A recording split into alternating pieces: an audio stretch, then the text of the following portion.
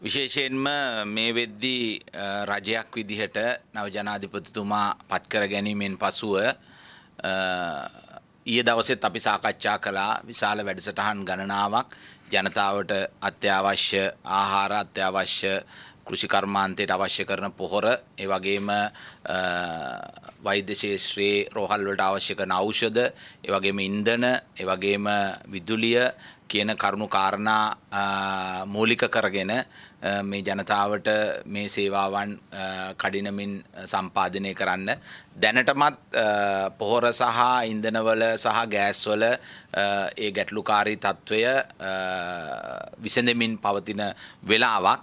ඒ නිසා මං හිතන්නේ මාධ්‍යයේ සහෝදර ඔබ තමුන්නාන්සේලාගේ සහයෝගය අපිට අවශ්‍ය කරනවා. මොකද මේ අරගලය මුවාවෙන් කැරලිකරුවන් පිරිසක් මේ රට ආක්‍රමණය කරන්න ආණ්ඩුව එහෙම නැත්නම් රටේ ප්‍රජාතන්ත්‍රවාදය එහෙම නැත්නම් නීති ආධිපත්‍ය මේ සියල්ල යටපත් කරන්න කටයුතු කරපු වකවානුවක් තිබුණ ඔබ තමුන්නාන්සලා දන්නවා. සැබෑ අරගලයක් මේ රටේ ක්‍රියාත්මක වෙන්න හේතු නොවුණා නෙවෙයි.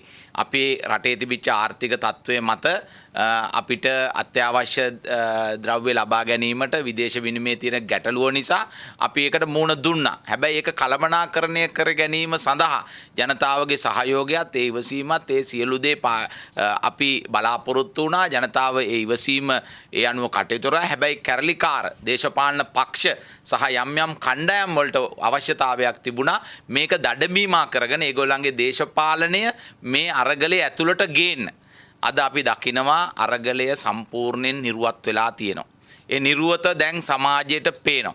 අපි දැක්කා රාජ්‍ය දේපල පොදු දේපල මොනතරම් ප්‍රමාණයක් මේ අරගලය මුවාවෙන් ආපු සොර කණ්ඩායම් එහෙම නැත්නම් තමුන්ගේ තක්කඩි දේශපාලන න්‍යාය පත්‍රය ඉෂ්ට කරගන්න අවශ්‍ය කරන කණ්ඩායම් මොන විදියට පාවිච්චි කරුවද කියලා යකඩ වැටවල් කපාගෙන ගිහිල්ලා තිබුණා, ගෘහ භාණ්ඩ අරගෙන ගිහිල්ලා තිබුණා, විදුලි උපකරණ අරගෙන ගිහිල්ලා තිබුණා. රජයේ තියෙන පොදු දේපල ඊයේ දවසෙත් අපි සාකච්ඡා කරා මේවා අපි මාධ්‍ය තුල දැක්ක මේවට ඇතුල් වුණා ඒ කවුද කියලා. අපි සමාජ වෙබ් අඩවි තුල අපි දැක්කා මේවට ගිහිල්ලා මේවා අමුවේ උල්ලංඝනය කරපු අය කවුද කියලා. ඊයේ දවසෙත් අපි දැක්කා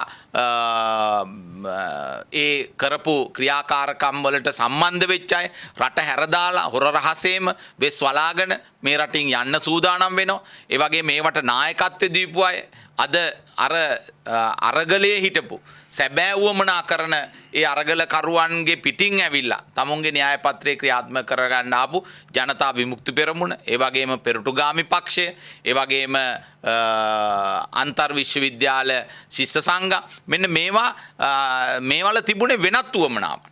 ඉතින් අද සමහර මේ කිසිත් නොදන්න අයත් අද මේවට අහුවෙන තත්වයට එහෙම නැත්නම් මේ වැරදි එක. මොකද අපි හොඳටම දන්නවා නිවසක් කොල්ල කෑවොත් ඒ නිවස කොල්ල කෑම සහ නිවසට වෙච්ච අලාභානි වෙනුවෙන් අසල්වාසියෙක්වත් ඒ නිවසට ඇතුල් වෙන්නේ නැහැ.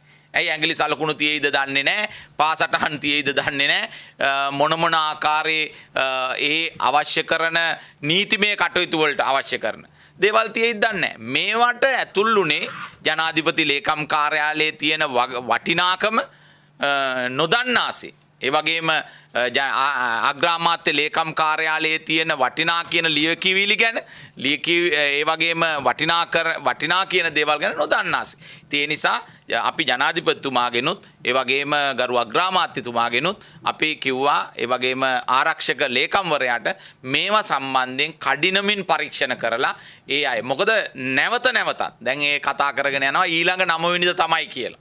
දැන් මේ ඇයි මේ ජනතාව තවත් මොකද අපේ රටේට විදේශිකයෝ මේ වෙද්දි සංචාරක කර්මාන්තයෙන් අපි එකතු කර ගන්න ඕන. ඒ වගේම විදේශ ආයෝජකයෝ සම්බන්ධ කර ගන්න ඕන. ඒ වගේම විදේශ විනිමය උපයන විශාල වැඩසටහන් ගණනාවක් අපි ඉදිරියේදී ක්‍රියාත්මක කරනවා. හැබැයි අර පාරම්පරික හැමදාම ජනතාවට අවශ්‍ය දේ නොදී ඒ තමුන්ගේ දේශපාලන අරමුණු කරා යන යම් කල්ලි කණ්ඩායම් තාමත් මේ සමාජ ජාලා ඔස්සේ මේ කටයුතු කරනවා. ඒ නිසා විද්‍යුත් මාධ්‍ය විදිහට ඔබ තමුන්නාන්සේලාගෙන් අපිට යුතුයකමක් තියෙනවා මේකේ සැබෑ දේ කියන්නේ. අපි සමහර නාලිකාවලට ස්තුතිවන්ත වෙනවා. ඒ නාලිකා මේවල තියෙන බරපතලකම ගැන නීතිඥ මහත්තුරු සම්බන්ධ කරගෙන, ඒ වගේම ඒ ආයතන ප්‍රධානීන් සම්බන්ධ කරගෙන මේවල තියෙන බරපතලකම ගැන අද ජනතාවට කියා දෙගෙන එනවා. ඉතින් එදා ඇතැම් නාලිකා කටයුතු කරා ජනතාව මේ තැන්වලට ගෙන්වා ගන්න. ජනතාවට මේ තැන්වලට එන්න දැන් ඉන්නේ 200යි, දැන් ඉන්නේ 500යි, දැන් 1000ක් විතර ඉන්නවා. ඉතින් ඒ නිසා මෙතෙන්ට එන්න ලේසි පාරවල් මේවා. මෙතෙන්ට එනවා නම් මේ පාරෙන් එන එක ලේසි. ඉතින් දැන් ජනාධිපතිවරයා එහෙම නැත්නම් අගමැතිවරයා මේ නිවසේ ඉන්නවා. එහෙම නැත්නම් මෙතෙන්ට ප්‍රහාරයක් එල්ල වෙන්න සූදානම්. මෙන්න මේ වගේ දේවල් ජනතාවට දීලා ජනතාව කුපිත කරෙව්. ඒ අස්සෙන් ඇවිල්ලා රාජ්‍ය අංශේ එහෙම නැත්නම් ඒ ආරක්ෂක අංශේ අවියායුධ පැහැරගත්තා. ඒ අවියායුධ පැහැරගෙන කුමක්ද කරන්න සූදානම් වුණේ? ඉතින් අපි මේ හැම පක්ෂයකම ඉතිහාසය දන්නවා. ඉතින් ඒ නිසා මේ ජනතාවට දෙයක් කරන්න අලුත් ජනාධිපතිවරයෙක් අපි කියන්නේ නෑනේ. රනිල් වික්‍රමසිංහ ජනාධිපතිතුමාට සියලු දෙනා එකතු වෙලා තෝරලා ජනාධිපති කරා නම්, එහෙම නැත්නම් වෙනත් කෙනෙක්ව සියලු දෙනා එකතු වෙලා නම් කරා නම්, එහෙම කතිකාවකට ආවනම්, දැන් කිව්වා සර්වපාක්ෂික ආණ්ඩුවක් හදනවා. අදටත් ජනාධිපතිතුමා සියලු පක්ෂවලට ආරාධනා කරලා තියෙනවා. අදත් කතා කරලා තියෙනවා. මේකේ ජනාධිපති වෙන්න පුළුවන් එක්කෙනාටයි. ජනාධිපති වෙන්න 3-4 දෙනෙක් ඉදිරිපත් වෙද්දී ඒ 3-4 දෙනාගෙන් ගැළපෙන පුද්ගලයා පත් කරගෙන තියෙනවා. ඒ වගේම අධ්‍යක්ීම් තියෙන පුද්ගලයෙක් විදිහට ඔయిత කලින් අග්‍රාමාත්‍යවරයා විදිහට ඒ පුද්ගලයා අපි පත් කරගත්තා. ඉතින් ඒ නිසා අපිට ඉස්සරහට යන්න වෙනවා. ශ්‍රී ලංකා පොදු ජන පෙරමුණ විදිහට අපි සම්පූර්ණ ඒ සහයෝගය ලබා දෙනවා කියන එකත් ඒ ජනාධිපති ධූරය සඳහා ඒ සියලු අපේ පාර්ලිමේන්තු මන්ත්‍රීවරු දැනුවත් කරලා කටයුතු කරන්නත් අපි පක්ෂයක් විදිහට කටයුතු කරා. ඉතින් මේ හැම දෙයක්ම කළේ මේ රට යථා තත්ත්වයට ගේන්න. මේ රට යම්කිසි තැනකට වැටුණා නම් එක එක්කෙනා චෝදනා කරයි අරයාගේ මෙයාගේ වැරදින් කියලා. අපි පුද්ගලිකව පිළිගන්න ඕන ලෝකේ ගොඩක් රටවල් මේ වෙද්දි මේ තැනට වැටිලා තියෙනවා. අපි ඒක මාධ්‍ය තුල දකිනවා. මේ වගේ දේශපාලන අස්ථාවරභාවයන් හැදිලා තියෙනවා. ආර්ථිකමය අස්ථාවරභාවයන් හැදිලා තියෙනවා. නමුත් අපේ රටට ඒක දරා ගන්න අපහසුයි. ඒ නිසා අපි වෙනත් ක්‍රමවේදයක් ඔස්සේ රටේ ජනතාවට ප්‍රජාතන්ත්‍රවාදය සහ අත්‍යවශ්‍ය දේවල් ලබා දෙමින් කටයුතු කරනවා. ඒ නිසා අපි ඉල්ලන්නේ යම් අය දෙමහුපියන්ගෙන් පවා අපිට ඉල්ලන්න සිද්ධ වෙනවා. අපි දැක්කක් බොහොම කුඩා ළමයි.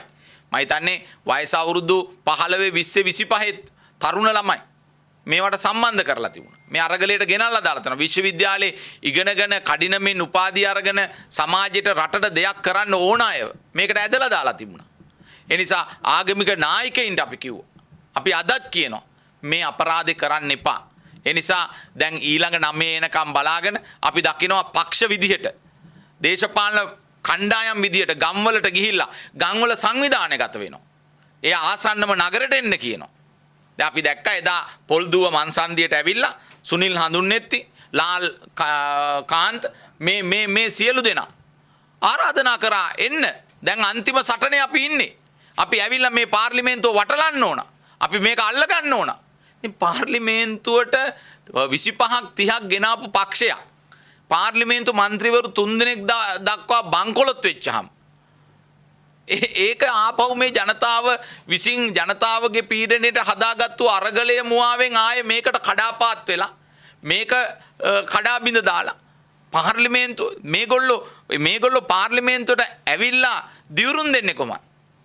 ඒගොල්ලෝ පාර්ලිමේන්තුවට ඇවිල්ලා දිවුරුම් දෙන්නේ ආණ්ඩුක්‍රම ව්‍යවස්ථාවට ගරු කරනවා කියලා, ආරක්ෂා කරනවා කියලා. හන්දි ගානේ ගිහිල්ලා අපි අරකට ගහමු, මේකට ගහමු, මේක කඩමු, මේක අල්ලමු. ඒ නිසා ඔయిత වඩා හොඳයි නීත්‍යානුකූල නොවන අන්දමින් හරි මොකක් හරි ඒගොල්ලෝ එකක් හදන. හැබැයි මේ ප්‍රජාතන්ත්‍රවාදී දේවල් වලට හවුල් නොවී ඉන්න.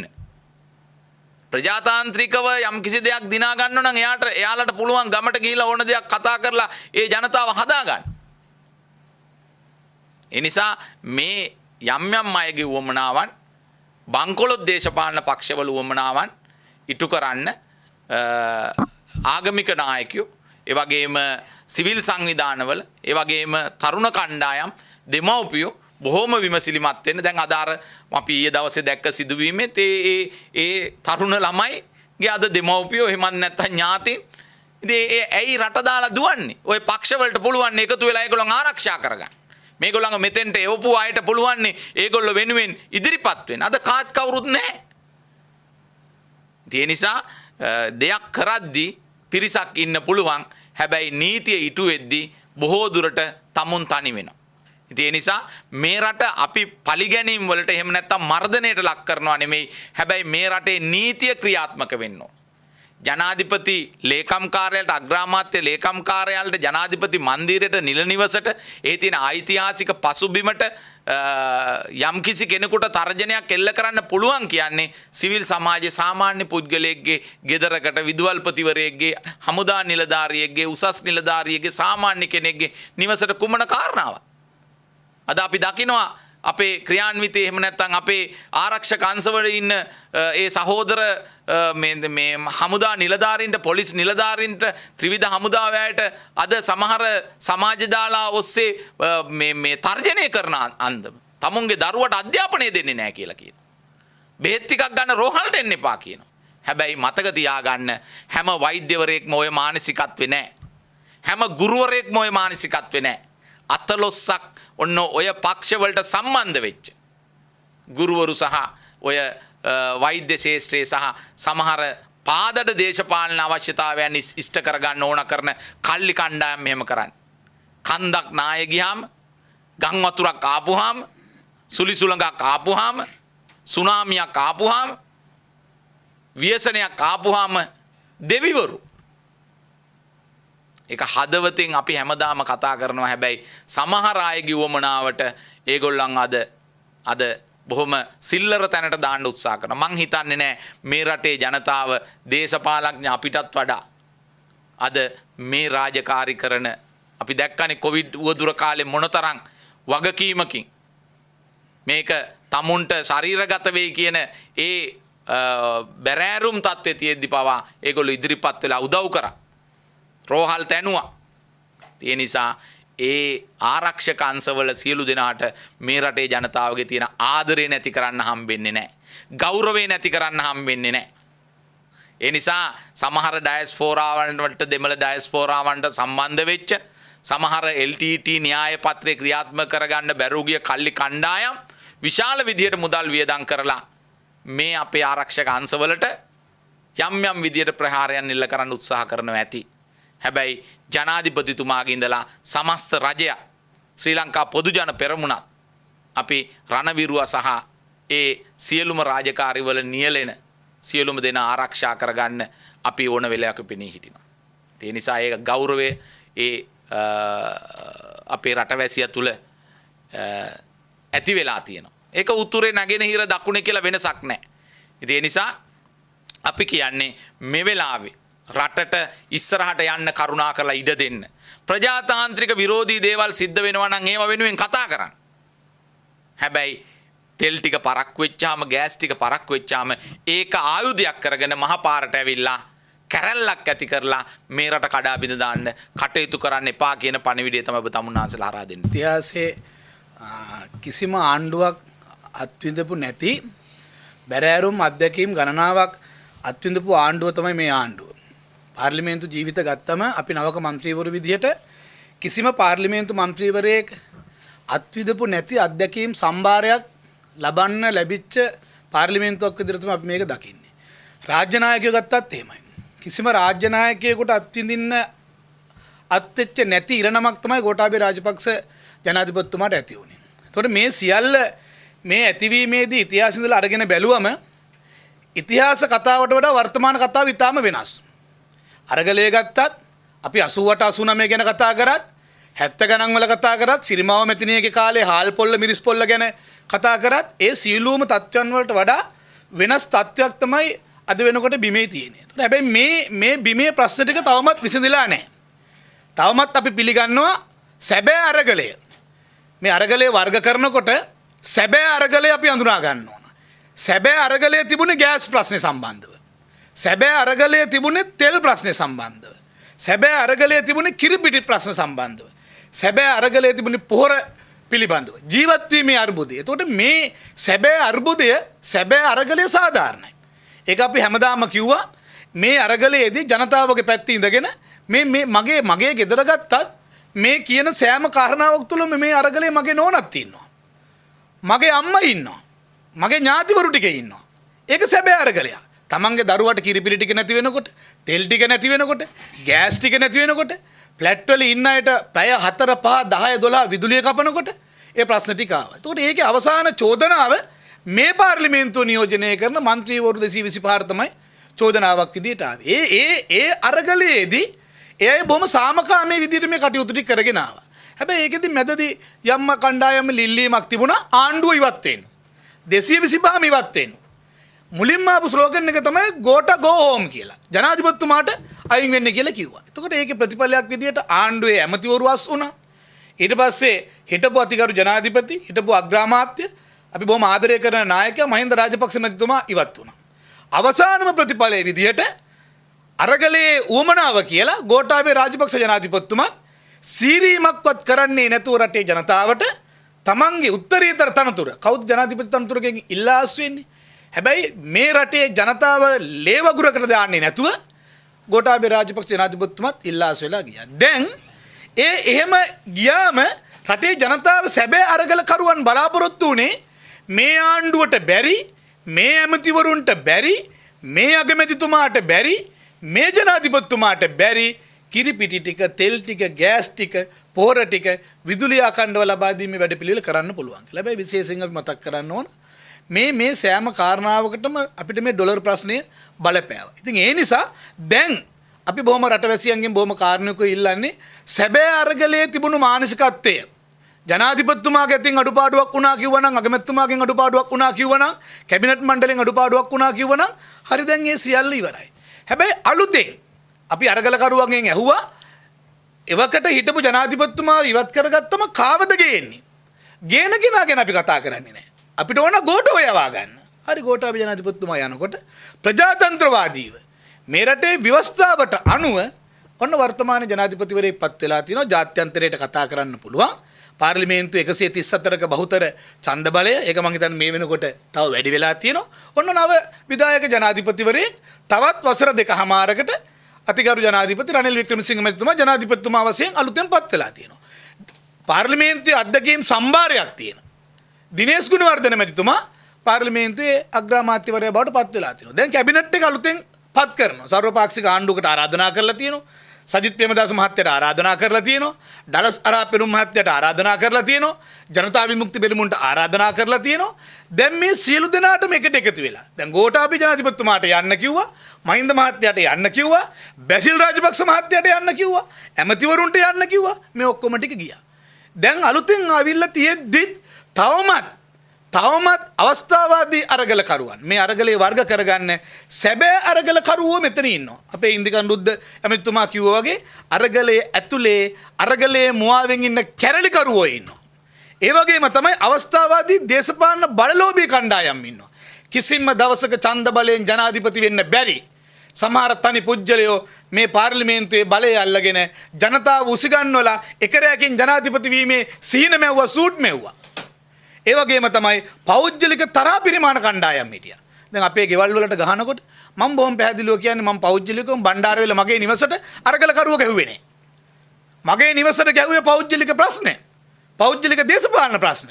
ඒ වගේ විවිධ තැන්වල දැන් ජනාධිපතිතුමාගේ නිවසට ගහපු එකට ඒ පක්ෂ වල තියෙන සම්බන්ධතා හිටපු නියෝජ්‍ය අමාත්‍යවරයෙක්ගේ පුතෙක්ගේ නම කියවෙනවා. පෞද්ගලික ප්‍රශ්න. අපි විශ්වාස කරනවා සැබෑ අරගල කරුවෝ. ගෑස් ප්‍රශ්නේ තිබුණු, විදුලිය ප්‍රශ්නේ තිබුණු, ඒ වගේම කිරිපිටි ප්‍රශ්නේ තිබුණු, තෙල් ප්‍රශ්නේ තිබුණු සැබෑ අරගල කරුවෝ පොළු අතට අරගෙන ගහන්න මරන්න ආවේ නැහැ. පාර්ලිමේන්තු මන්ත්‍රීවරයෙක් මරලා දැම්ම අපේ සහෝදර අතුකෝරළ මන්ත්‍රීතුමාව. ඒතර ඒවට සැබෑ අරගල කරුවෝ සම්බන්ධුනේ නැහැ. එතකොට සැබෑ අරගල කරුවන්ගේ ඇත්තම අවශ්‍යතාවය තමයි රටේ ප්‍රශ්න ටික අපිට සල්ලි තියෙනවා නම් සල්ලි දුන්නම ගන්න තෙල් ටික අපිට දියව. සල්ලි දීලා ගන්න විදුලිය අපිට දියව. සල්ලි දීලා ගන්න කිරිපිටි ටික අපිට දියව. මේක තමයි සැබෑ අරගල කරුවාගේ අවශ්‍යතාවය. ඉතින් ඒ නිසා අපි ඒක තේරුම් අරගෙන අපි ඉතා බොහොම පැහැදිලිව මේ රටේ ජනතාවගෙන් ඉල්ලීමක් කරනවා. අපි ඔබගේ අවශ්‍යතාවයන් තේරුම් අරගෙන වත්මන් ජනාධිපතිතුමා මේ සියල්ල බොහොම ලස්සනට වර්ග කරගෙන යනවා. ඒ වගේම ආණ්ඩුවේ ඉන්න අපේ අමාත්‍ය මණ්ඩලය, ඒ වගේම අපි ඊයේ පාර්ලිමේන්තු කණ්ඩායම එකරාශි වෙලා කතා කරා.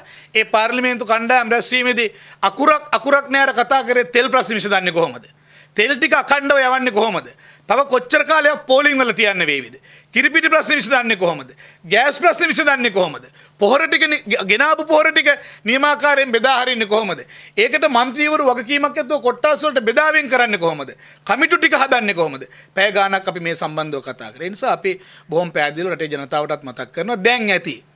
දැන් අපි ගහගත්තා, ගැහුවා, ගිනි තිව්වා, ප්‍රශ්න වුණා. දැන් ගහපු කට්ටිය රටින් පනිනවා. සමහරු හැංගිලා, සමහරු හිරේ, ගෙවල් ටික ඉවරයි. മന്ത്രിවරුන්ට ඉන්න තැන්නේ. ඉතින් මේ සියලු ප්‍රශ්න අපි දැන් ඇති. 88 89 කියනකොට මට අවුරුදු 9යි 10යි. ඒත් මගේ බාප්පා එදා ඇමති. මගේ 100ට වෙඩි තියලා මරනවා මට මතකයි.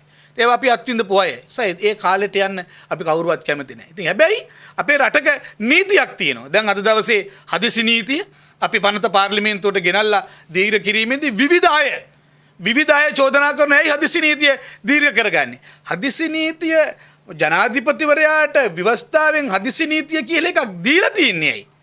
රටේ හදිසි අවශ්‍යතාවයකදී පනවන තමයි නීතිය දීලා තියෙන්නේ. 21 වතාවක් ආණ්ඩු ක්‍රම ව්‍යවස්ථාව සංශෝධනය කරනකොට හදිසි නීතිය කියන කාරණාව අයින් කරන්න තිබුණානේ. ඇයි අයින් කරන්නේ නැතුව ව්‍යවස්ථාවේ හදිසි නීතිය කියලා එකක් දාලා තියෙන්නේ? ඊළඟට දින කීපයක් ගියාට පස්සේ පාර්ලිමේන්තුවට දාලා පාර්ලිමේන්තුවේ බහුතර ඡන්දකින් හදිසි නීතිය දීර්ඝ කරගන්න කියලා නීතියක් දාලා තියන්නේ ඇයි? රටේ හදිසි අවශ්‍යතාවයකට ඒක පාවිච්චි කරන්න. තුවක්කුවක් දීලා තියන්නේ යම් පුජ්‍යලයකට ප්‍රශ්නයක් වෙන වෙලාවකට වෙඩි තියන්න. පිහියක් දීලා තියන්නේ මාළු කපන පුජ්‍යලයට මාළුවව කපන්න. පෑන දීලා තියන්නේ කොලයක් හම්බුනාම ලියන්න. කණ්ණාඩියක් දීලා තියන්නේ ඇස් චුට්ටක් හරි පේන්නේ නැති වෙලාවට මේ කණ්ණාඩිය දාන්න. ඒ වගේ තමයි හදිසි නීතිය පාවිච්චි කරන්න දීලා තියෙන ආණ්ඩුක්‍රම ව්‍යවස්ථාවේ. ඒතර අද දවසේ පාර්ලිමේන්තුවේදී අද හදිසි නීතිය අපි ඒක දීර්ඝ කරගන්න, ඡන්දේ ලබා දීලා මේ රටේ සාමය ආරක්ෂා කරගන්න. විශේෂයෙන් ඔබට මතක් කරන්න ඕන ඔබ මාධ්‍යවේදීන් විදියට. ඔබගේ කැමරාවට ගහනකොට ඔබට දුකක් වේදනාවක් ඇති වෙන්න පුළුවන්. ඔබගේ නිවසට පහර දෙනකොට ඔබට දුකක් වේදනාවක් ඇති වෙන්න පුළුවන්. ඔබගේ කැමරාව පැහැර ගැනීමේදී නීතිය බලපවත්වනවා නම් ඔබගේ නිවසට ඇවිල්ලා ඔබගේ නිවසේ තියෙන දෙයක් සොරකම් කරගත්තට පස්සේ නීතිය බලපවත්වනවා නම් ඇයි ජනාධිපති මන්දිරේ අල්ලගත්තම ඒ වගේම ජනාධිපති ලේකම් කාර්යාලය අල්ලගත්තම മന്ത്രിවරුන්ගේ ගෙවල් ටික ගිනි තිව්වම മന്ത്രിවරයෙක් මැරුවම එතකොට මේ එකම නීතිය එකම අධිකරණයේ එක කොට්ටාසයකට එක විදියක් තව කොට්ටාසයක විදියක් පාවිච්චි කරන්න බෑ. අපි දන්න නීතියක් එහෙම රටේ නෑ. මේ සැමට නීතිය එකයි.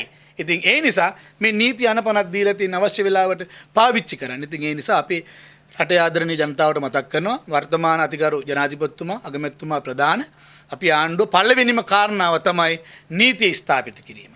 මේ රටේ හමුදාවේ නිලධාරිවරුන් ගාවට ගිහලා කොලර් එකෙන් අල්ලලා හොල්ලනවා නම් පොලිසියේ නිලධාරිවරයෙක් ආවට පස්සේ යාට ගහන්න පනිනවා නම් සාමාන්‍ය වචනය අමතක කරලා අසභ්‍ය වචන ටික පාවිච්චි කරනවා නම් මොකද්ද මේ රටේ තියෙන නීතිය? නිසා පළවෙනි දේ තමයි රටේ නීතිය ආධිපත්‍ය ස්ථාපිත කිරීම. මේකට අවශ්‍ය අනපනත් ගන්නවයි කියන කාරණාවත් අපි විශේෂයෙන් මතක් කරනවා. ඒ වගේම තමයි අද වෙනකොට තවත් අය යෝජනා කරනවා ඡන්දයකට මේ සියල්ල විසඳ ගන්න ඡන්දයකට යන්න ඕන කියලා. එතකොට මම දැක්ක අනුරු කුමාර දිසානායක සහෝදරයා අලුතෙන්ම ස්ලෝගන් එකක් දාගෙන දැන් කියාගෙන යනවා ඡන්දයකට යන්න අලුතෙන්ම 225 පත් කරගන්න කියලා. එතුමාගෙන් ඉස්සෙල්ලම අනුරු කුමාර දිසානායක සහෝදරයාගෙන් ඉල්ලනවා ජනාධිපති සිහිනේ හිටපු අගමැති සිහිනේ හිටපු පක්ෂ නායකත්වයක් දරන අනුරු කුමාර දිසානායක සහෝදරයා ව්‍යවස්ථාව ගිහිල්ලා කියවන්න ජනාධිපතිවරයාට අවුරුදු 2කමාරකට පස්සේ තමයි පාර්ලිමේන්තුව විසිරවන්න පුළුවන්. එහෙම නැත්නම් පාර්ලිමේන්තුවේ බහුතර ඡන්දයක් ලබා ගන්න ඕන ඒ පාර්ලිමේන්තුව විසිරවන්න. ඉතින් ඒ නිසා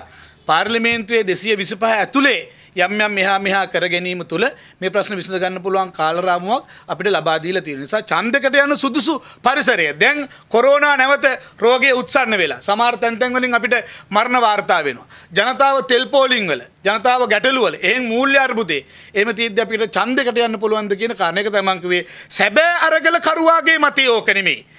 අවස්ථාවාදී දේශපාලඥයාගේ මතය තමයි ඒක. ඉතින් ඒ නිසා අවස්ථාවාදී දේශපාලඥයාට අහු වෙන්නේ නැතුව අවස්ථාවාදී කැරලිකරුවන්ට අසුවන්නේ නැතුව ඔබේ අරගලය සාමකාමීව කරන්න අපිත් ඔබ එක්ක ඉන්නවා ඒ අරගලයේදී. අපි ඊයේ මාදිවෙල ඉන්න වෙලාවේ රෑ 9ට විදුලිය ගියාම රෑ 10 මාර තමයි විදුලිය එන්නේ. ඉතින් අපිත් ඒ මාදිවෙල පුංචි කාමරයකට හිර වෙලා ඉන්නකොට අපිටත් ඒ වේදනාව දැනෙනවා. අපේ වාහනේත් පෝලිං වල ගිහිල්ලා තමයි තෙල් ටික ගහගන්නේ. ඒ නිසා අපිට ඒ වේදනාව දැනෙනවා. ඉතින් ඒ නිසා අපිත් ඔබ සමග මේ ප්‍රශ්න සියල්ලකම එකට භුක්ති විඳින කණ්ඩායමක් විදියට අපිටත් ඕනේ මේක විසඳ ගන්න. අන්නේ විසඳා ගැනීම සඳහා මේක හොඳම අවස්ථාව.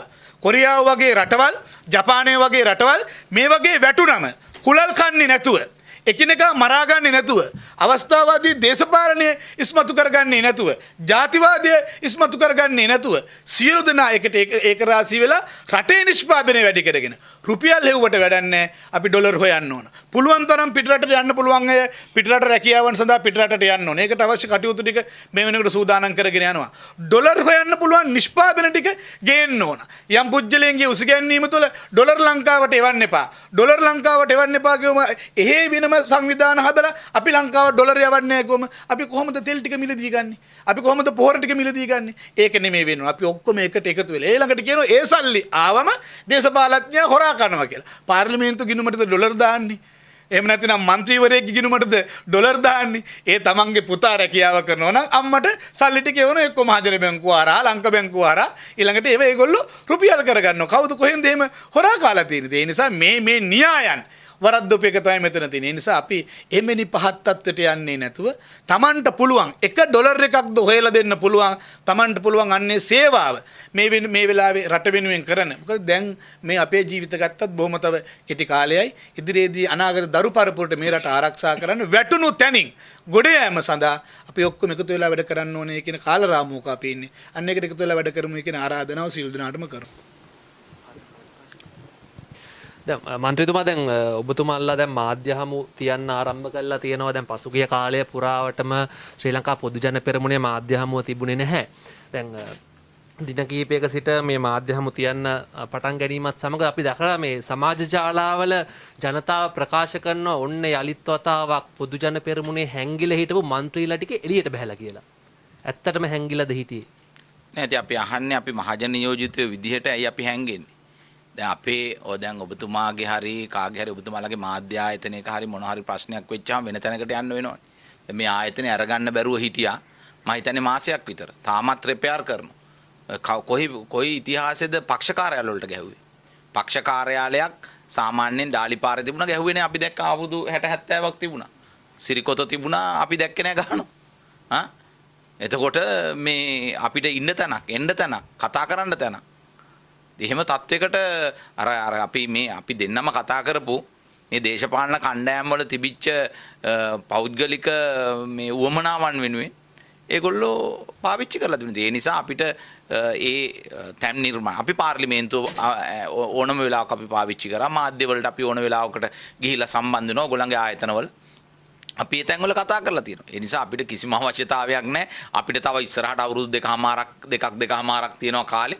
අපි ජනතාව අපිව ප්‍රතික්ෂේප කරනවා නම් එන ඕනම මැතිවරණයකදී අපි ඇවිල්ලා අඬ දෙපර ගහන්න මේවා කියන්න අවශ්‍ය නැහැ. අපිට වගකීමක් දීලා තියෙනවා. අපිට වැටුපක් ගෙවනවා. අපිට වරප්‍රසාදයක් දීලා තියෙනවා. අපි ජනතාව වෙනුවෙන් පෙනී හිටින්නවා. අපි ඒක කරනවා. හැබැයි අපි අවස්ථාවාදීව ගිහිල්ලා අතෙන්ට ගල් කැටේ ගහන්න, මෙතෙන්ට ගල් කැටේ ගහන්න, අපිට ගහපු එක්කෙනාට ගිහිල්ලා ගහන්න එහෙම සූදානම් වෙලා නැහැ. ඒ වගේම තව ජනතාවගෙන් තවත් චෝදනාවක් තමයි මේ වත්මන් ජනාධිපතිවරයා රනිල් වික්‍රමසිංහ මහත්මයාව ජනාධිපති පුටුවේ ඉඳෙව්වේ ඔබතුමාලගේ. එහෙම නැත්නම් ශ්‍රී ලංකා පොදු ජන පෙරමුණේ മന്ത്രിවරුන්ගේ රාජපක්ෂවරුන්ගේ ආරක්ෂාව වෙනුවෙන් කියලා. එහෙම නැතුව රටේ ප්‍රශ්න විසඳන්න නෙමෙයි කියලා තමයි ජනතාව කියන්නේ. නෑ ඒක තමයි යම් කිසි දෙයක් නිර්මාණය වෙන මූලාශ්‍රය හොයාගන්න එපැයි. කවුරු හරි හදලා දුන්නාම මේක මේකටයි වෙන්නේ මේකටයි වෙන්නේ කියලා ශ්‍රී ලංකා පොදු ජන පෙරමුණ කියන පාර්ලිමේන්තුවට 140ක් විතර ගෙනාපු දේශපාලන පක්ෂයක් පළාත් පාලන ආයතන 90ක් බලය තියාගත්තු බිම් මට්ටමට යනකම්ම විකාශනය වෙච්ච දේශපාලන පක්ෂයක් අපිට අවශ්‍ය නැහැ. රනිල් වික්‍රමසිංහ අද ඉන්න වර්තමාන ජනාධිපතිවරයාත් අවුරුදු 60 70ක ඉතිහාසයක් තියෙන ප්‍රබල දේශපාලන පක්ෂයක නායකයෙක්. එතකොට අපි දේශපාලන පක්ෂයක් විදිහට අපි අපේ අනන්‍යතාවය තියාගන්න ඕන. අපිට කාර්යය රැකෙන්න මෙයා රැකෙන්න කියලා ඊටත් වඩා අර්බුදයකට අපි යන්නේ. මේ වෙලාවේ අපි බලන්නේ පක්ෂ දේශපාලනේ නෙවෙයි. කාවත් රකින්න එක නෙවෙයි. ජනතාව රකින්න පුළුවන්, ජනතාවගේ අවශ්‍යතාවයන් තේරුම් ගන්න පුළුවන්, ඒක ජාත්‍යන්තරයට කියලා උදව්වක් ඉල්ල ගන්න පුළුවන්. ඒ වගේම පිළිගැනීමක් තියෙන ඒ වගේම ආණ්ඩුක්‍රම ව්‍යවස්ථාවට අනුව දැන් එදා අපි අග්‍රාමාත්‍යවරයා විදිහට මුලින්ම ගෝඨාභය රාජපක්ෂ ජනාධිපතිතුමා කතා කරලා තිබුණේ ඒ වකට හිටපු විපක්ෂ නායකතුමාට සජිත් ප්‍රේමදාස මහත්තයා. එතුමා ආසයි බයයි. ඉතින් එතුමා ඒ වෙලාවේ දුවගෙන ගිහිල්ලා තමුන්ට තෙල් නැව් වෙනවා කියලා තිබුණා. තමුන්ට විදේශ ආධාර දෙනවා කියලා තිබුණා. චීනෙන් උදව් කරනවා කියලා තිබුණා. ඇමරිකාව උදව් කරනවා කියලා තිබුණා. ඉන්දියාව උදව් ඉතින් රටේ අගමැතිකම අරගෙන මං හිතන්නේ එතුමා ළඟත් ඉන්නවා 25 30ක් විතර පාර්ලිමේන්තු මන්ත්‍රීවරු. ඒගොල්ලන්ව සම්බන්ධ කරගෙන අපි සහයෝගය දෙනවා. මම නම් පුද්ගලිකව හැමදාම ඕනම මාධ්‍යයක ඕනම තැනක කියන වැඩ බැරිට ආසන් කෙනෙක් කියලා. ඒ කියන්නේ සජිත් ප්‍රේමදාස කියන්නේ වැඩක් කරන්න පුළුවන් පුද්ගලෙක් නෙමෙයි මම ඕන තැනක කියනවා. නමුත් පක්ෂයක් විදියට බහුතර කැමැත්තක් එද්දී කුට්ටිආරච්චිගේ මගේ උවමනාව නෙමෙයි.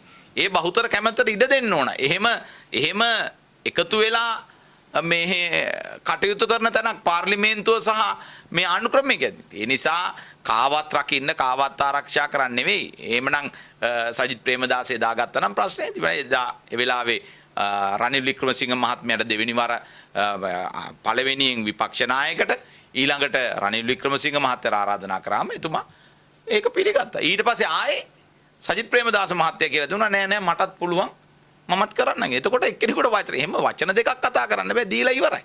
ඒකත් එක්ක තමයි එතුමා අගමැති විදියට හිටියේ. ඊට පස්සේ මේ කැරැල්ල තව තවත් උත්සන්න කරා. ඒ දිනා ගන්න බැරුව ගිය ගොඩක් අය උත්සන්න කරලා ජනාධිපතිතුමාව යවන තත්ත්වයටපත් කළා. ජනාධිපතිතුමාට කුට්ටිආරච්චි මන්ත්‍රීතුමාගේ මානුෂවාදීව කිසිම දෙයක් කිසිම කෙනෙකුට නොවන ආකාරයෙන් එතුමා පිටත් වුණා. ඒක අපි නම් මේ අනුමත කරන්නේ මොකද මගේ ගෙදරට කවුරු හරි ඇවිල්ලා බහැපන් එළියට ඇදලා දානවා උඹව නැත්තම් කුඩු කරනවා කඩනවා කොත් මම පැනලා දිව්වොත් ආයෙත් ඇවිල්ලා මටම තමයි. ඒක වගේ රටේ ඉන්න නායකයව එලෝපුවාම මේ තිත් වෙච්ච විනාශෙ වැඩි වුණා. ඒ නිසා ඒ වෙලාවේ ගැලපෙන කෙනා විදියට පක්ෂ තීන්දුව කරා අපි අනිවාර්යෙන්ම රනිල් වික්‍රමසිංහ මහත්තයා ජනාධිපති කරන්න ඕන කියලා ඒ කටයුතු කරා. දැන් ඒකෙදි ජනතාව ප්‍රශ්න කරන කාරණයක් තමයි 69 ලක්ෂයක් ඔබතුමාලාට ඡන්දය ලබා දෙනවා. දැන් ඔබතුමාලාගේ ජනාධිපතිවරණ වේදිකාවේ මහමැතිවරණ වේදිකාවේ ඔබතුමාලා සටන් කරේ රනිල් වික්‍රමසිංහ මහත්තයාලට එක්සත් ජාතික පක්ෂයට විරුද්ධව. එතකොට මහ බැංකුව හොරකම් ගැන ඔබතුමාලා මේ වේදිකාවල කතා කරා. එතකොට දැන් 69 ලක්ෂයෙන් පත්වෙච්ච ඔබතුමාලා එහෙම නැත්නම් ඒ බහුතර ඡන්දයෙන් පත්වෙච්ච ඔබතුමාලාගේ ඡන්දය දෙනවා එතුමම නැවත වතාවක් ජනාධිපති කරන්න. අපි කිසිම වෙලාවක පක්ෂයක් විදියට මහජන මතයට පයින් ගහන්නේ නැහැ. මෙතෙන්ට ගෙනාව බැසිල් රාජපක්ෂ මැතිතුමා සෑම දිස්ත්‍රික්කෙම පළාත් පාලන ආයතන නියෝජිතවරු. ඇහුවා අපිට යන්න වෙන තැන කිව්වා ඒගොල්ලන්ට. අපිට කරන්න වෙන දේ. අපි අදටත් මහ බැංකු මංකොල්ලේ ඒ සිද්ධ වෙච්ච ආකාරය සහ ඒකට දනුවන් දිය යුතුයි කියන තැන පාර්ලිමේන්තුවේ වගකීමක් ගන්න මන්ත්‍රීවරු ඉන්නවා. ඒක කරන්න ඕන. රනිල් වික්‍රමසිංහ මහත්තයා බලයේ ඉන්න කාලේ අගමැතිවරයා විදියට ඉද්දී මෛත්‍රීපාල සිරිසේන ජනාධිපති විදියට ඉද්දී මහා පාස්කු බෝම්බේ පිපිරුණා. අද එතුමා ජාත්‍යන්තර මේ විමර්ශනයකට හරි ගිහිල්ලා මේක හොයන්න ඕන කියන තැනට ඇවිල්ලා තියෙනවා. මේක හොයලා මේ වෙනුවෙන් කටයුතු කරන්න ඕන. ඒ නිසා අපි එතුමා ජනාධිපති කෙරුවා කියලා බැංකු හොරුව යල්ලන එකයි ත්‍රස්තවාදී ක්‍රියා කරන එකයි නවත්තන්න කියන තැන නම් අපි නැහැ. අපි පැහැදිලිවම මේ වෙනුවෙන් අපි පළවෙනි එතුමා එක්ක අපි සාකච්ඡාවට ගණනාවක් කරා. අපි එතුමාගෙන් ආර්ථික වැඩපිළිවෙල ගැන ඇහුවා. එතුමාගෙන් මේ නීති ආධිපත්‍ය පිහිටෝන එක ගැන ඇහුවා. ඒ වගේම අපි එතුමාගෙන් මේ බැඳුම් කර සිද්ධි සම්බන්ධයෙන් ඇහුවා. මැතිවරණ හැම එකක්ම ඇහුවා. ඊට පස්සේ අපි ඒවා අපේ ගම් මට්ටමේ බිම් මට්ටමේ සමාජිකයා දක්වා sannivedanaya කරගත්තා. දැන් ගම්පහ දිස්ත්‍රික්කේ മന്ത്രിවරයෙක් විදිහට මට ඉන්න මැතිවරණ ආසන 13ෙම ක්‍රියාකාරීත්වය එක්ක කතා කරා. මගේ ප්‍රාදේශ සභාවේ മന്ത്രിවරු එක්ක කතා කරා. 90ක් 95ක් ඒ වෙලාවේ කිව්වේ මේක දැන් මේ කොහෙවත් නැති අපිටත් තිබුණා ගෝ කුට්ටිආරච්චි മന്ത്രിතුමා ගෝ අපිටත් තිබුණා තමයි ප්‍රශ්නයක් ගෑස් තෙල් නැතිව කරන්ට් එක නැතුව ගියාම. හැබැයි ඒ වේදනාව ආවනම් ඔයාලට උනත් අපි දොස් කියනවා තමයි. හැබැයි මේ වැඩකට නැති විදියට අරවා මේවා අල්ලගෙන ඒ කැරලි කාරකම් කරලා අද මොකද්ද කරන්නේ? ඉන්ධන පිරහුන් ළඟ ඔය අරගලයට ගියා කියා ගත්තු අය කොටසක්නේ මේ තර්ජනය කරලා මේ ඉන්ධන ටික අරගෙන වැඩි ගානට තැන් තැන් වල තියාගෙන හොරට හංගගෙන විකුණන්නේ. එහෙම කටයුතු කරනවනේ. ඉතින් ඒ නිසා අරගලේ මුවාවෙන් වෙනත් දේවල් තවත් ඉස්සරහටත් වෙනවනම් මම දන්නේ ඉතින් පාර්ලිමේන්තුවට 225 නෙමෙයි 525ක් එනවත් එහෙම නැත්නම් නීති රීති හදාගෙන මේ රට යම්කිසි තැනකට ගන්න කටයුතු කරන්නකොත් වැඩක් වෙන්නේ. ඔබතුමා කිව්වා පක්ෂයක් විදිහට එකතු වෙලා තමයි මේ රනිල් වික්‍රමසිංහ මහත්තයාට සහාය දෙන්න තීරණය කරන්න කියලා. හැබැයි ඔබතුමාලගේ නායකයා හදවතේ නායකයා මහින්ද රාජපක්ෂ හිටපු ජනාධිපතිතුමා ඡන්දෙ දීලා තියෙන ඩලස්සලා පෙරුම මහත්තයාටනේ. මහින්ද රාජපක්ෂ මැතිතුමා මාධ්‍යයේදී එතනදී කතා කරලා කියපු දෙක ඒක එතුමාගේ ප්‍රකාශයක්. ඒක ගැන මට කියන්න බෑ එතුමා මොන අදහසකින් කිව්වද කියලා. ඒ නිසා ඉතින් එතුමා සත්භාවයෙන් ඒ කටයුත්ත කරලා තියෙනවා නම් එහෙම නැත්නම් එතුමා ඒක ප්‍රකාශ කරලා තියෙනවා නම් ඉතින් ඒක එතුමාගේ හෘද සාක්ෂිය. නිසා මේ දුන්න ඡන්දේ ගැන අපිට අදටවත් මම අද කාටද දුන්නේ කුට්ටිආරච්චි දුන්නේ කාටද කියන එක ඒක කියන එකේ තේරුමක් නැහැ. එතුමා එහෙම්මම නෙමෙයි කිව්වේ. ඔබතුමා කියන විදියටම නෙමෙයි කිව්වේ. අපි ඒක තමයි තේරුම් ගන්න එතුමාගේ ප්‍රකාශය. අපි දැම්මේ ඩලස් කියලා. ඉතින් අපි දැම්මේ ඩලස්ද අපි ඩලස්ට දැම්මද කියන එක අපිට කියන්න බෑ. මම දන්නේ ඒක අපි කියන එකත් වැරදි. දැන් කොහොම හරි මොකද්ද ශ්‍රී ලංකා පොදු ජන පෙරමුණේ අනාගතය කොතනද දැන් ඔබතුමාලා කියන විදියට දැන් ඔබතුමාලාට 69 ලක්ෂයක් ඡන්දෙ දීලා ඒ ජනතාව පිරිසක් ඉන්නවනේ. තවම ඉන්නවද නැද්ද දන්නේ නැහැ. ඉතින් මොකද්ද අනාගතේ එක්සත් ජාතික පක්ෂයට ගැට ගහලා මේක අදගෙන යනවද? දැන් ඔබතුමාලාගේ නායකයා ඇත්තටම රනිල් වික්‍රමසිංහ මහත්තයාද දැන් නායකයා? මේ රජයේ නායකත්වය ගන්නේ කැබිනට් එකේ නායකත්වය ගන්නේ රනිල් වික්‍රමසිංහ ජනාධිපතිතුමා.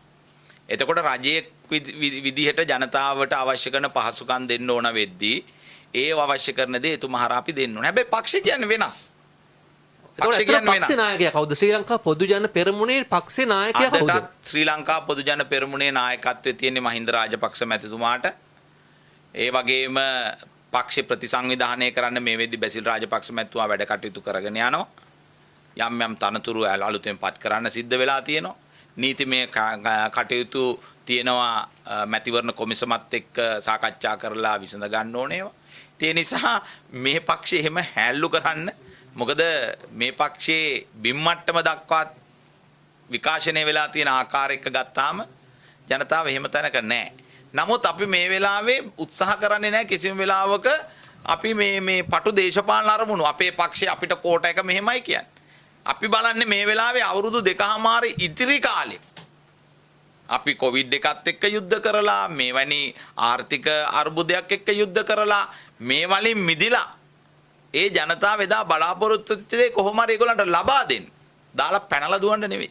දැන් අරගල කරෝ කියන්නේ කිව්වේ මේ රාජපක්ෂවරු එලෙව්වා කියලා. ඒක දැන් ඔබතුමා කියන විදිහට තාම එහෙම නැහැ නේද? ඒ කියන්නේ බැසිල් රාජපක්ෂ මහත්තයා අනේ මං අරගල කරුවන්ට පැහැදිලිවම කියනවා ඔය ඕන තරම් පෝස්ට් දායි ඕන දෙයක් කියයි අපි නම් ඔයාට බය නැහැ. ඒ නිසා රාජපක්ෂවරු ඉතිහාසයේ කරපු දේවල් දන්නේ නැති ඒ කාලේ මේ ළමා සමාජවල හිටපු අයට මේ මහින්ද රාජපක්ෂ මැතිතුමා 2005 මේ රට මොනතරම් සංවර්ධනයක් කෙරුවද යුද්ධ කියන එක මේ අවසන් කරන්න මොනතරම් දායකත්ව දුන්නද මොනතරම් අභියෝගයක් බාරගත්තද ඔයා අද කියන්න පුළුවන් ඕන තරම් කෙනෙකුට එහෙම ඒ වගේ ඉන්න අයට රාජපක්ෂවරු අතු ගහ දාන්න හිතනවා නම් ඒක හීනයක්. ඒ හින්දා තමයි සමහරු ගිහිල්ලා අර ඩී.ඒ. රාජපක්ෂ පිළිරුව පෙරලලා ලොකු දේවල් හිතාගෙන ආවා.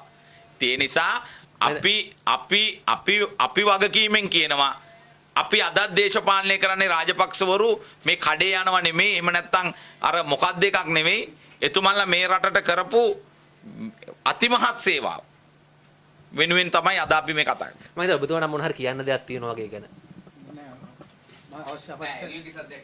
ඒ කියන්නේ තව දුරටත් රාජපක්ෂවරු බලයට එීමේ හැකියාවක් තියෙනවද? නේද අර ඉන්දිකන්දුද්ද ඇමතුමා කිව්වා වගේ ඇත්ත කතාව රාජපක්ෂවරු මේ රටට කරපු සේවාවේ ඉතිහාස කතා ඉදිරි හොයලා බලන්න. දුටුගැමුණු රජතුමා ගත්තම එක චරිතයක්, සද්ධාතිස්ස රජතුමා ගත්තම තව චරිතයක්. අයියයි මල්ලි කියලා. ඒ වගේ අපිට ඒක වෙන් වශයෙන් බෙදා ගැනීම විතරයි මෙතන තියෙන්නේ. ඒ නිසා රාජපක්ෂවරු රටට කරපු සේවාව රටේ ජනතාව දන්නවා. මේක මේ ආර්ථික අර්බුදයක් එක්ක ඇතිවෙච්ච සිද්ධියක්. යම්කිසි සීමා සහිත කොට්ටාසයක් විසින් කරපු යම්කිසි කැරැල්ලක් මේක කැරලිකාර අරගලයක්. ඉතින් ඒකදී ගෝඨාභය ජනාධිපතිතුමා ගත්ත එක තීරණයක්. හැබැයි ගෝඨාභය ජනාධිපතිතුමා හිටපු තැන මහින්ද රාජපක්ෂ මහත්මයා හිටියනම් මේ විදියට නෙමෙයි මේ ප්‍රශ්නේ ඊට වඩා බොහොම සංවේදී විදියට වෙනස් විදියට මේ ප්‍රශ්නේ විසඳයි. ඒ කියන්නේ රාජපක්ෂවරු අඩියක් පස්සට ගත්ත එක ප්ලෑන් එකේම කොටසක්. ඉතින් ප්ලෑන් ඒවා ඉතින් ඇත්තටම රාජපක්ෂවරුන්ගෙන් නෑ අහන්න. ඔබතුමාට ඕන කරන දේ ආවෙම නැද්ද? නෑ ඔබතුමා කිව්වා මේක සංවිධානය දැන් ඔබතුමාලා තාමත් ජාතික සංවිධායකතුමා බැසිල් රාජපක්ෂ මහත්මයා. එතකොට එතුමා ඉදිරියේදී මේ ක්‍රියාකාරී දේශපාලනය නැවත එනවද? නෑ ක්‍රියාකාරී දේශපාලනයේදී එනවද නැද්ද කියලා තීන්දුව කරන්න ඕනේ එතුමා. හැබැයි එතුමා පක්ෂ වැඩ කටයුත්ත වෙනදටත් වඩා වේගවත්ම ශක්තිමත්ව කරනවා. ඒ කියන්නේ යටින් වැඩ යනවා. දේශපාලන පක්ෂයක ජාතික සංවිධායකවරයෙක්ව තියෙන ඉදී අනිවාර්යයෙන් එතුමා එක කරන්න ඕන. නැත්නම් එතුමා නේතු කවුරු කරන්නද? මම කරන්නේ. ඒ රාජපක්ෂවරු වෙලවණ කලේසි නෑ. කවදාවත් ඒක හීනයක්. නෑ මේ අතර මෙහෙම මේක කාරණා මේ. ඇයි ශ්‍රී ලංකා පොදු ජන පෙරමුණෙන් නමක් යෝජනා කරන්න බැරි වුණේ? පිටින්ම ගෙනල්ලා මෙතෙන්ට තිව්වේ ඇයි මොකද? ශ්‍රී ලංකා පොදු ජන පෙරමුණ අපි පක්ෂයක් විදිහට මේකේ සාකච්ඡාවට ගණනාවක් ගියා. ඒ ගිය වෙලාවේ සාමාන්‍යයෙන් අගමැතිවරයා විදිහට රනිල් වික්‍රමසිංහ මහත්මයාව අපි පත් කරගත්තේ පක්ෂයේ එකමතිකව සාකච්ඡා කරලා. ඒ වෙලාව. ඒ සාකච්ඡා වලින් පස්සේ එතුමා අපි අගමැතික විදිහට අරගෙන සාමාන්‍ය අපි දැක්කනේ මේක 94 දී ඒ වෙලාවේ අගමැතිවරයා විදියට හිටපු ඩී.බී. විජේතුංග මහත්තයා නිතරගෙන් පාර්ලිමේන්තුවට ගෙනලා ජනාධිපති කරා. එහෙම තත්ත්වයක් මෙතන තිබුණේ නැහැ. හැබැයි ඒක තමයි සාමාන්‍යයෙන් ක්‍රමවේදය. ඉතින් ඒ නිසා එතුමාව ඇදලා පල්ලෙහින් දාලා මොකද අර අගමැති කාලේ වැඩ ටික අරගෙන එතුමාගේ ගේට් විනාශ වෙලා ඔක්කොම ඇදලා පැත්තකට දාලා තව කෙනෙක් යෝජනා කරන්න අවශ්‍යතාවයක් අපිට තිබුණේ නැහැ. අපි ඉතින් එතුමට ඒ අවස්ථාව ලබා දුන්නා. දැන් මෙහෙම එළිය කතා වෙන කාරණාව ගැන අහන්නේ මේ පක්ෂ වෙන කෙනෙක්ගේ අතට වෙන බලයකට යන්න නොදෙන කාරණාව කියවනෝනේ. කියන්නේ විශේෂයෙන් රාජපක්ෂ කුඩුම්බයම තුලම මේ පක්ෂය රඳවාගෙන මෙහෙමයි බලය ගියහම පරණ අලුතෙන් එන්න සුහුඹුලන්ට මේ අවස්ථාව නොලබේ කියන කතාව යනෝනේ. මේ පොඩි ලපටියන්ට මේ අවස්ථාව දේශපාලන අල්ලගන්න බෑ. දැන් මේ ලපටිය තමයි කතා කරන්නේ. මේ ලපට ඔය කියන જાති ලපටිය තමයි කතා කරන්නේ. ඒ නිසා ලපටියටත් වැඩෙන්න යම්කිසි පරාසයක් තියෙන්න ඕන. ඒ නිසා අපි පක්ෂයක් විදියට ඒක යට ඉඳන් අපි මම ප්‍රාදේශ සභාවේ සභාපතිවරයෙක් විදියට ප්‍රාදේශ සභාවට ඉදිරිපත් වෙලා ආපු දේශපාලඥයෙක්. ඔබතුමාලට අවස්ථාව දීලා හරි ජනාධිපතිවරණ ඉදිරිපත් වෙන මේ පක්ෂය හම්බ වේද? ඉන්න. ඒ නිසා අපි දන්නවා මේ පක්ෂය මොනතරම් පල්ලහැට එනකන් ගිහිල්ලා තියනවාද කියලා. මේක නිකන් ඉබාගාතේ හදිස්සියට හදාගත්තු පක්ෂයක් නෙවෙයි. මේක අපි පැහැදිලිවම මේක ශ්‍රී ලංකා පොදු ජන පෙරමුණ. ඒ කියන්නේ පොදු ජනතාවගේ පක්ෂයක් විදිහට තමයි මේක ගෙනාවේ.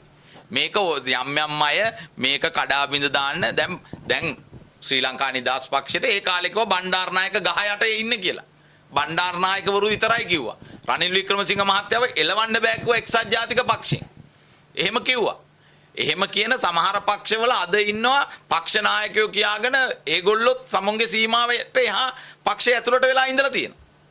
දැන් අද ජවිපේ නායකත්වයට පොඩ්ඩක් කියන්නකෝ නේ. ඒගොල්ලන්ටත් හරි හොඳට කියන්නකෝ අවුරුදු 5න් පහට වෙනස් වෙන්න කියලා.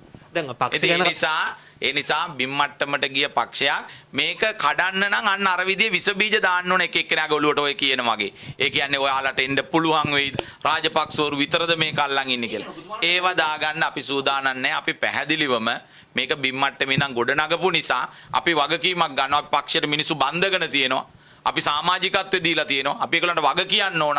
ඒ නිසා යාන්ත්‍රණය මේ අපේ කාල සීමාව තුල අපි ඉටු කරමු. දැන් මේ පක්ෂ ගැන කතා කර රටේ ප්‍රශ්න ගැන කතා කරේ නැහැ නේද? ඔයාලා තමයි පක්ෂ ගැන ප්‍රශ්න අපි රටේ ප්‍රශ්න කතා කරන්න තමයි ආවේ. ඒක තමයි දැන් අපි අහන්නේ ඊළඟට අහන්න.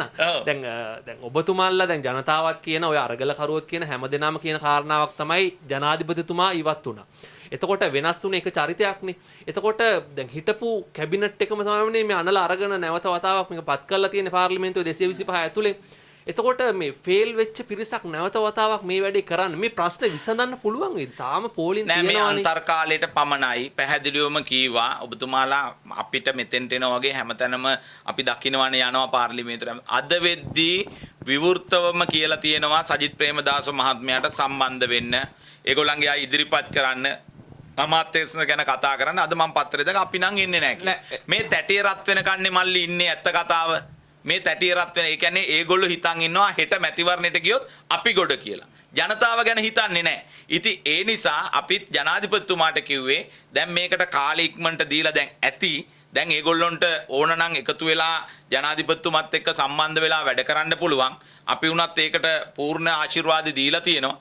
දෙන්නේ නැහැ. ඉතින් ඒ නිසා ඕගොල්ලෝ කියන්නේ ඉන්න බා පරණ සෙට් එක අර සෙට් එක දැන් 130 ගාණක් ඉන්නවා. ඒ 130 ගාණෙන් තව ලබන සතියේ මේ සතිය ඇතුළත හොඳ කණ්ඩායමක් අරගෙන කැබිනට් රාජ්‍ය ඇමතිවරු කරලා වැඩ ටික යයි. නෑ දැන් මේ විපක්ෂය ඇතුළේ සජිත කණ්ඩායම කියන්නේම මේ ඔබතුමාලා කිසිම විනීතභාවයක් නැති ක්‍රමවේදයක් නේ. අඩු ගන්න එහෙම එකක් ක්‍රමවේදයක්වත් ඉදිරිපත් කළා නැහැ කියලා කියන්නේ. සර්වපාක්ෂික ආණ්ඩුවක් පිහි කර ගන්නවා නම් උන්ට ඒ සඳහා එතෙන්ට සහභාගී වෙන්නවත් යම්කිසි විනීතභාවකින් යුතු ක්‍රමවේදයක් ඉදිරිපත් කළා නැහැ කියලා. නෑ සජබේ පැහැදිලිවම කියලා තියෙනවා ඒගොල්ලෝ සහයෝගය දෙන්නේ නැහැ කියලා. අද මම දැක්කා ඔයගොල්ලන්ගේ පුවත්පත්වලම තියෙනවා. ඒ විනීතභාවයක් නැහැ. පැහැදිලිවම ක්‍රමවේදයක් නැහැ. බෙතනිකර ඒකාධිපතිත්වයක් ගොඩනගා ගනි ඒක තුලගෙන ඒ කතාව තමයි කියන්නේ. නෑ ඉතින් ඒක ඒගොල්ලන්ට පුළුවන්. පක්ෂ නායක රැස්වීම තියෙනවා පාර්ලිමේන්තුවේ ඕන වෙලාවක අදත් තියෙනවා. ඒකට සම්බන්ධ වෙලා මේක විනිවිදභාවයේ නැත්තේ මොන කරුණේද? ඕන තරම් කියන්න පුළුවන් කරුණේද කියලා කතා කරන්න. බොහොම ස්තුතියි.